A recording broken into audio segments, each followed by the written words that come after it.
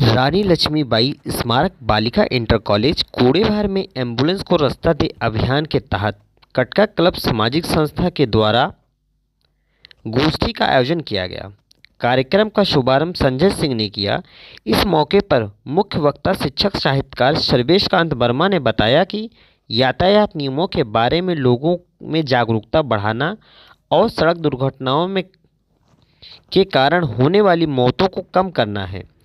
स्कूलों, कॉलेजों और ग्राहकों में सड़क सुरक्षा के प्रति जागरूकता पैदा करना है और उसे बढ़ावा देने के साथ एम्बुलेंस को रास्ता दे अभियान पर संस्था जोर दे रही है। संस्था के महामंत्री सूरज विश्वास ने बताया कि सड़क दुर्घटना रोकने में स्कूली बच्चों की भूमिका अहम है। उन्होंने बच्चों से जिम्मेदार बनने और समाज में सड़क सुरक्षा के प्रति जागरूकता लाने की भी आह्वान किया। कॉलेज के प्रधानाचार्य नवीन गुप्ता ने बताया कि संस्था के द्वारा चलाए जा रहे अभियान सराहनीय हैं और मानवता के लिए मिसाल हैं। हम सभी का कर्तव्य है एम्बुलेंस को रास्ता जरूर दें। इस मौके पर उपस्थित संस्था के अध्यक्ष सौरभ मिश्र विनम्र ने आए हुए अतिथियों के प्रति आभार व्यक्त किया और उन्होंने कहा कि यह कार्यक्रम लगातार 1 महीने से चल रहा है, जो अपने समाप्ति की तरफ बढ़ रहा है। उन्होंने कहा कि अभियान अभी तक कई विद्यालयों में संचालित किया जा चुका है और कई प्रकार से लोगों को जागरूक किया है। इस अवसर पर विजेंद्र मिश्रा, उमेश सिंह, निशा श्रीवास्तव, RL यादव, विभा सिंह, कंचन यादव के साथ बड़ी संख्या में छात्राएं और शिक्षक उपस्थित रहे। उसके लिए हमें रास्ता देना चाहिए, ये हमारी बहुत बड़ी जिम्मेदारी है। तो इसके लिए हमें जो है जागरूक होना पड़ेगा और शिक्षा एक ऐसा माध्यम है, विद्यालय एक ऐसा माध्यम है और बौद्धिक वर्ग के लोग जब इसमें होश में आएंगे और इसके लिए कदम बढ़ाएंगे तभी ये हमारा सपना पूरा हो सकता है। तो ये क्लब का यही संदेश है कि हम जगह जगह जाएं, विद्यालय में जाएं, यहाँ बौद्धिक वर्ग के लोग हैं, बच्चे हैं, बहुतायत मात्रा में ग्राम समाज में जाएंगे और इस सूचना को जन जन तक पहुँचाएंगे तो बहुत बड़ी सफलता इसमें मिलेगी। तो हम लोग यही संकल्प लेते हैं कि हम जितना हो सके उतना योगदान दें। सरस्वती के चरणों में सर्वप्रथम मेरा वंदन अभिनंदन। और इस कार्यक्रम का संचालन कर रहे कटका क्लब के जो हमारे बीच में तरह तरह के कार्यक्रमों को क्रियान्वित करते हैं नियमित रूप से, सौरभ मिश्रा जी, और उसी संस्था से संबंधित सर्वेश कांत सर, जो कि एक राइटर भी हैं, जिनकी लिखी किताबें आज हम लोग पढ़ रहे हैं, सूरज जी और विजेंद्र मिश्रा जी। विद्यालय परिवार आप सभी का हार्दिक स्वागत करता है, अभिनंदन करता है और इस तरह से चलाए गए कार्यक्रमों को आप हमारे बीच में लाए हैं तो आपका हम आभार प्रकट करना चाह रहे हैं कि हमारे बच्चों के बीच में आप इस तरह के कार्यक्रम लाके इनको जागरूक बनाने का काम करें। पहले तो आप ये सामाजिक संस्था जो हमारे बीच में उपस्थित है, जिनके सदस्य ये इस तरह के कार्य कर रही है जिससे हमें प्रेरणा लेनी चाहिए। अभी हाल में ही सौरभ जी के द्वारा 1100 पेड़ों को रोपित किया गया एक बगीचे में। आप सोचिए 1100 पेड़, एक पेड़ से कितने ऑक्सीजन प्राप्त होते हैं हमको, और 1100 पेड़ एक साथ हैं तो उस जगह का हरियाली, उस जगह माहौल कैसा होगा। इस गर्मी में अगर आपको शीतलता प्रदान करनी है तो AC की बजाय आप पेड़ के नीचे बैठिए, वो आपके स्वास्थ्य के लिए ज्यादा फायदेमंद है। हम पेड़ों को काट के सड़क बना रहे हैं, भवन का निर्माण कर रहे हैं, तो जहाँ पे ऐसे सामाजिक संस्थाएं हैं जो पर्यावरण को बढ़ावा देती हैं, हमें उनको स्मरण करना चाहिए, उनके बताए कदमों पे चलना चाहिए। हाल ही में जैसे ये आवारा पशु होते हैं, जैसे मान लीजिए जिनकी वजह से एक्सीडेंट्स होते हैं, रात में कोई गाड़ियां जा रही हैं, एक ओवरटेक करती है तो सामने क्या है वो दिखता नहीं। आप स्पीड में हैं, अचानक से कोई जानवर आपके सामने आ जाए, वो भी आपको नहीं दिखेगा और आप दुर्घटनाग्रस्त हो जाते। स्पीड अच्छी है तो आपकी मृत्यु भी हो सकती। तो ऐसे कदमों से बचने के लिए इस क्लब के द्वारा, संस्था के द्वारा उन पशुओं के गले में एक रेडियम की पट्टी पहनाई गई और जिसके कारण वो रेडियम पे अगर प्रकाश पड़ेगा तो वो चमकता है, तो दूर से ही हमको पता चल जाएगा रोड पे कुछ आ रहा है या बैठा है।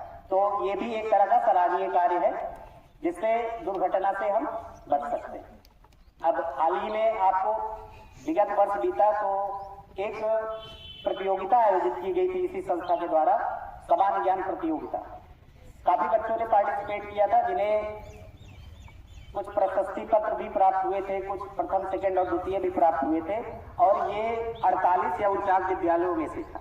यही अपने ही स्कूल की एक बच्ची थी दीपा मिश्रा, जिसे इस 48 विद्यालयों में प्रथम स्थान प्राप्त हुआ था और जिसे साइकिल प्राप्त हुई थी, आपको याद है ना। तो ऐसे विगत वर्ष में, सत्र में इनके द्वारा बहुत सारे कार्यक्रम चलाए जाते हैं और हम लोग नियमित रूप से उसमें पार्टिसिपेट भी करते हैं। तो एक बार सभी लोग इनके लिए जोरदार तालियां बजाइए।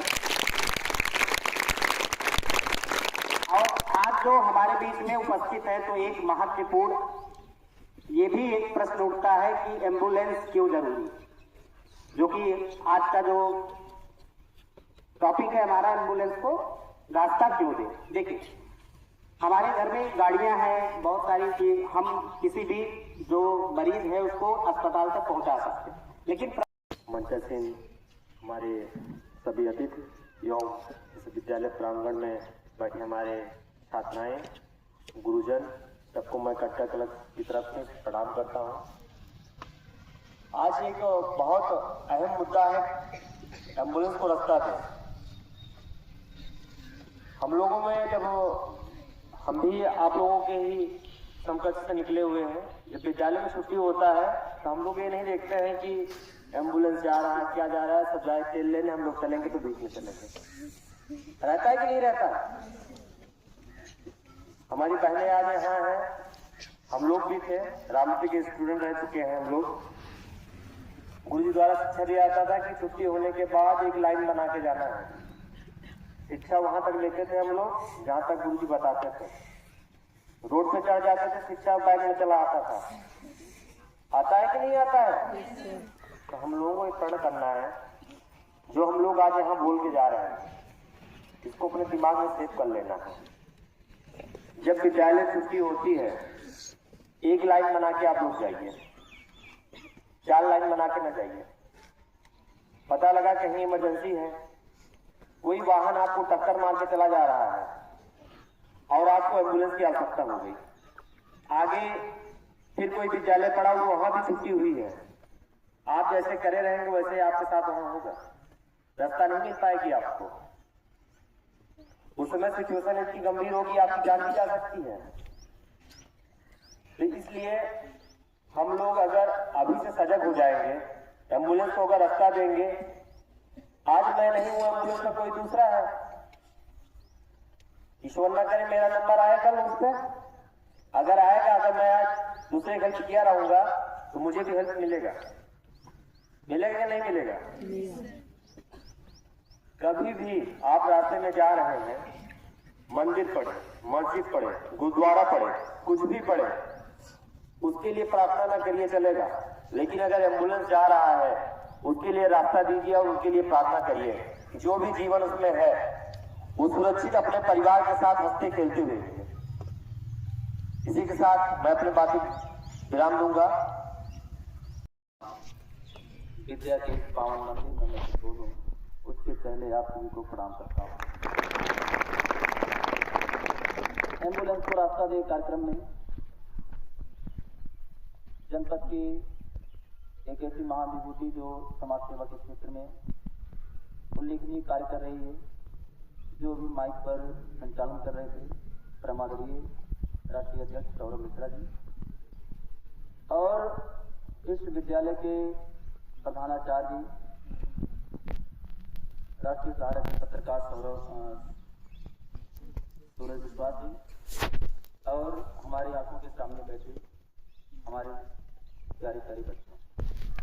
एक बात तो मैं बता दूं कि मुझे बहुत देर तक जो है शब्द में बोलने की आदत नहीं, क्योंकि अभी आपने बताया कि मैं कवि हूँ, साहित्यकार हूँ, तो बीच बीच में आपको कविता परोसता रहूँगा। तो सबके लिए चूंकि अभी 3 ही 4 लोगों को मैं संबोधित कर पाया हूँ, और सारे स्टाफ को संबोधित करते हुए मुझे आधे घंटे लगेंगे, गुरु जी को संबोधित करते हुए, सबका नाम लेते हुए। तो चंद पंक्तियों में मैं सबको जो है संबोधित करता हूँ। कि मंच के हाशिए तक जो लोग महान बैठे हैं, मंच के हाशिए तक जो लोग महान बैठे हैं, ये कोई और नहीं, इस शरीर की जान बैठे हैं। सामने बैठे हैं जो मेरी आंखों में समाये हैं, इधर मेरी धड़कन, इधर मेरे जहान बैठे हैं। आज आप लोगों को एम्बुलेंस को रास्ता दें, इसमें देख रहे होंगे बिंदी लगी होगी, देख लगी है ना, इसका मतलब है निवेदन कर रहा है। संस्था जो है वो निवेदन कर रही है आपसे, वो आपको आदेश नहीं दे रही कि एम्बुलेंस को रास्ता दें, वो कह रही दें। बिंदी लगने का मतलब बहुवचन किसी को सम्मान पूर्वक कहा जा रहा है और अपील की जा रही है। एक बार बार यहाँ से इस मंच से कहा गया कि जाम में फंसे हैं, हिंदी के अध्यापिकाएं बैठी होंगी, तो जाम को सलेस अलंकार में मत ले जाएं। ये जाम का तात्पर्य जो है ट्रैफिक जाम से, जो ट्रैफिक जाम में फंसा हो उसकी बातें हो रही हैं।